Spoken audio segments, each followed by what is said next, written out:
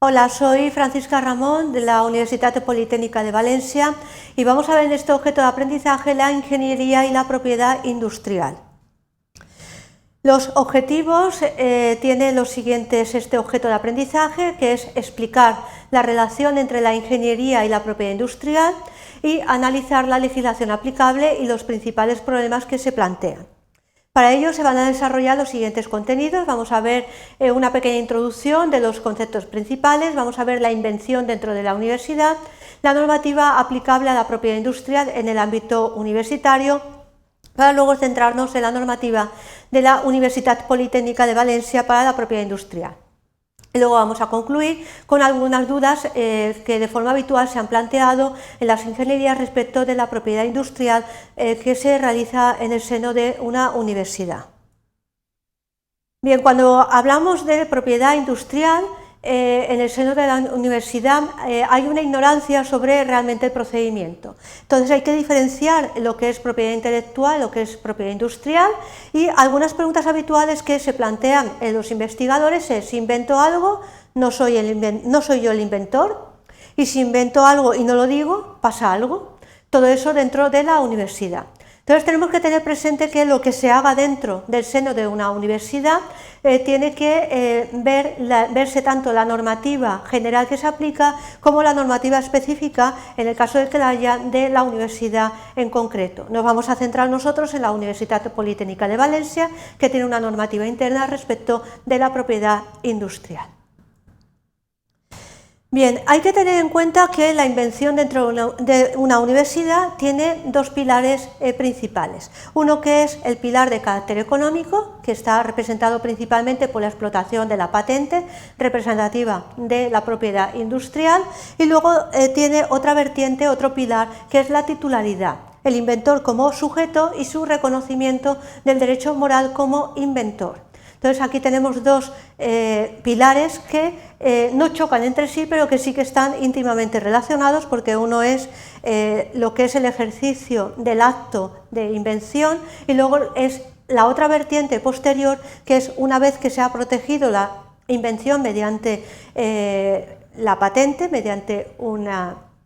figura jurídica específica, hay un rendimiento económico derivado de la explotación de la misma. La normativa aplicable en el ámbito de la propiedad industrial dentro de lo que es el ámbito universitario está representado por diversas normas que son aplicables de forma conjunta. Tenemos en primer lugar la legislación general de patentes, que viene representada por la ley del año 1986, y ahí tenéis específicamente el artículo en concreto, y luego precisamente hay una modificación que se realizó en el año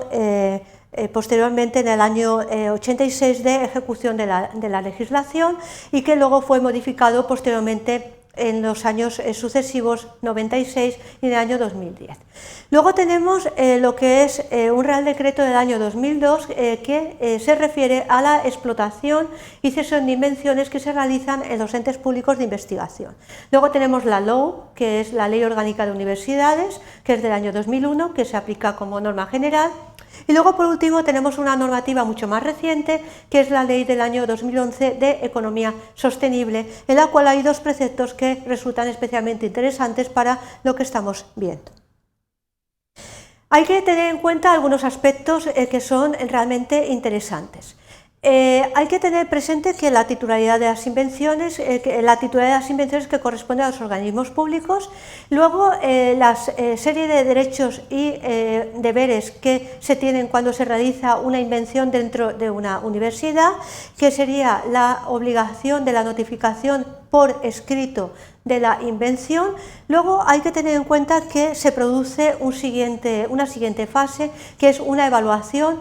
por parte del organismo y una comunicación a la decisión, sobre todo esa invención, al autor de la misma. Y luego, sobre todo, hay una serie de límites, que es la prohibición de publicación de los resultados, sobre todo si hay una susceptibilidad de patente durante el plazo de 3 meses o hasta la presentación de la solicitud, porque uno de los requisitos de la patente es la novedad, y en el caso de que se haya una difusión de resultados, eso iría en contra del requisito de la novedad que se necesita como requisito para la patente. Luego hay que tener en cuenta lo que son los derechos del organismo, a lo que se entiende como una licencia no exclusiva, intransferible y gratuita de explotación. Y luego hay que tener en cuenta cómo se distribuyen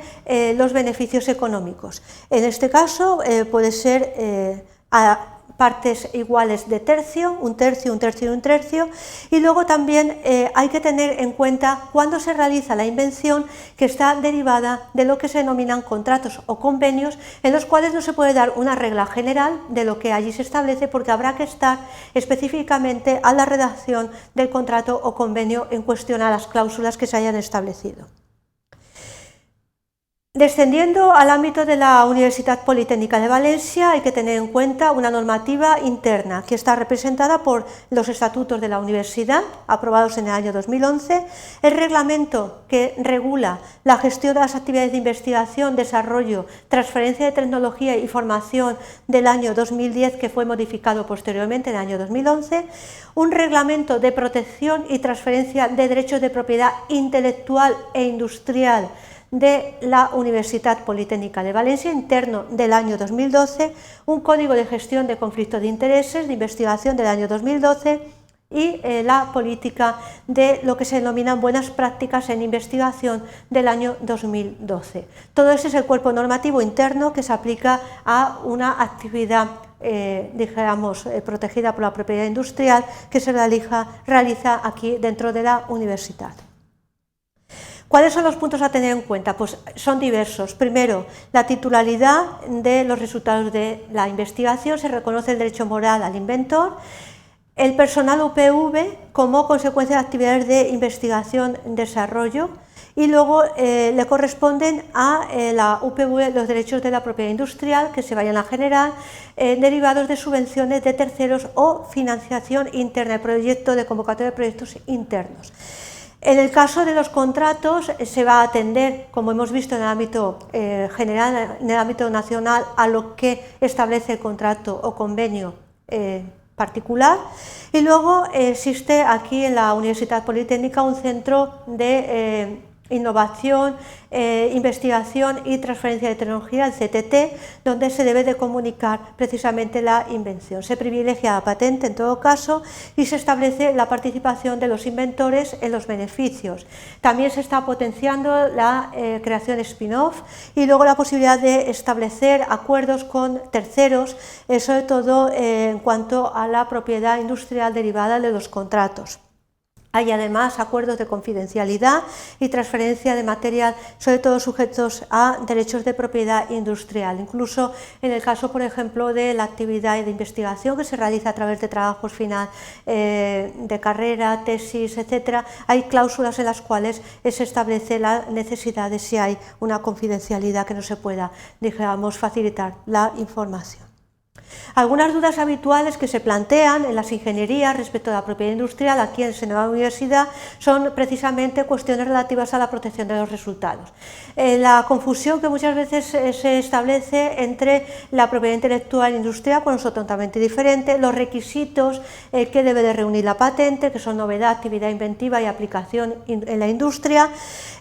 Son dudas sobre si determinadas actividades, es decir, hago algo, voy a influir en la novedad, es decir, voy a presentar algo en un congreso, pues evidentemente no se puede hacer ninguna difusión de resultados si se va a presentar o a solicitar una patente. La comunicación de resultados y el porcentaje en los beneficios, 60-40%,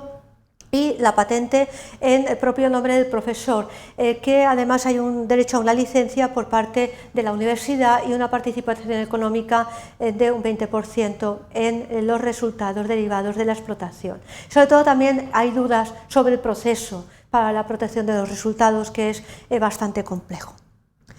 El proceso es la comunicación al CTT, luego el registro y la decisión sobre la comisión de la solicitud de la patente y bueno, como breves conclusiones hemos visto que hay una legislación general específica, hay un desconocimiento, pero para eso hay una entidad que es el Centro de Transferencia que ayuda a toda la solución de las dudas. La bibliografía es muy amplia, aquí tenéis algunas referencias. Y bueno, espero que estas breves notas os hayan facilitado la comprensión de la ingeniería y la propiedad industrial. Gracias.